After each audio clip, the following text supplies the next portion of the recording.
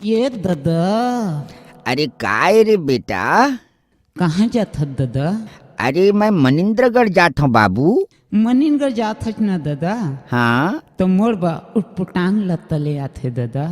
अरे उटपुटांग लत्ता नहीं कहे रे बेटा, लौंग लत्ता कहथेगा। उसने लत्ता ले आथे दादा। अरे ले आहूँ रे भाई।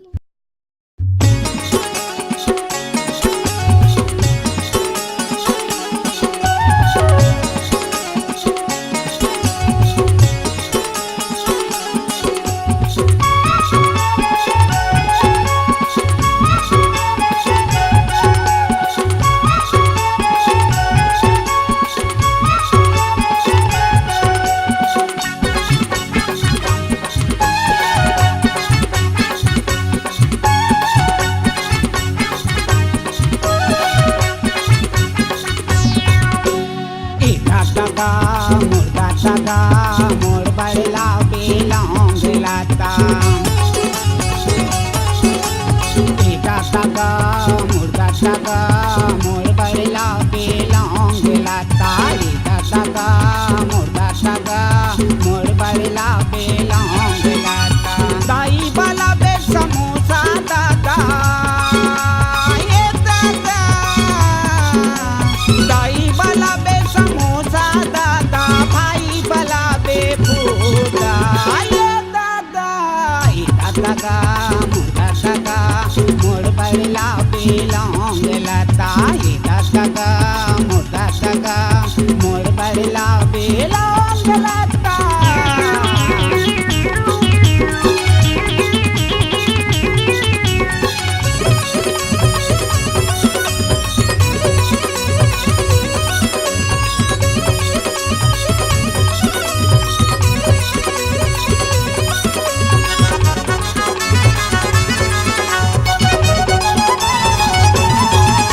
बंगाली दुकान के समोसा दादा राजू दुकान के मंगौरी दादा राजू दुकान के मंगौरी बंगाली दुकान के समोसा दादा राजू दुकान के मंगौरी दादा राजू दुकान के मंगौरी संतो दुकान के चाट दादा ये दादा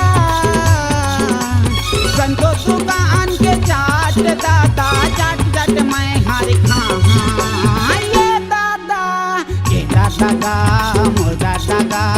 मोर बड़ला बेलौंग लता मोर बड़ला बेलौंग लता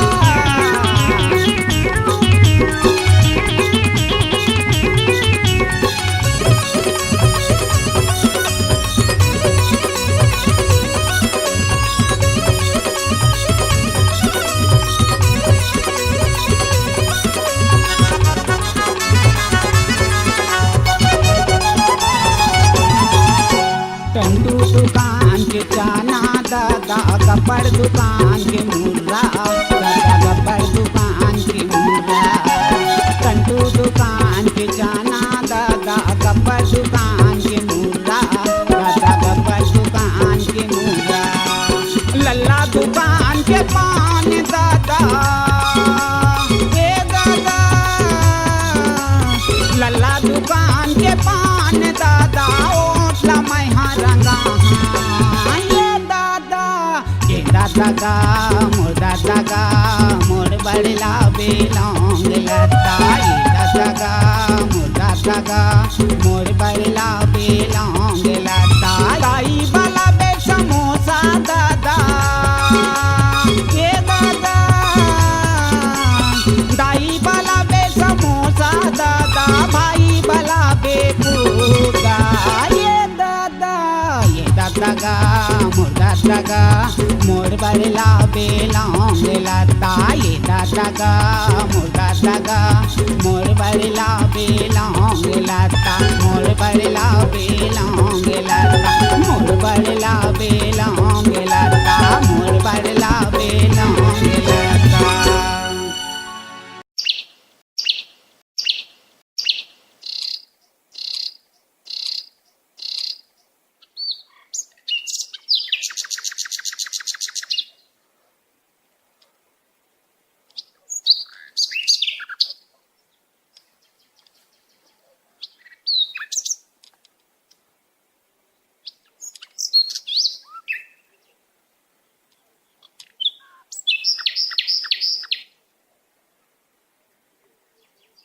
अगर आप अपनी आवाज को एक नया आयाम देना चाहते हैं तो चले आइए मल्टी ट्रैक डिजिटल रिकॉर्डिंग के लिए संपर्क करें HK म्यूजिक कंपनी, कोटा डबरी, चांपा, छत्तीसगढ़।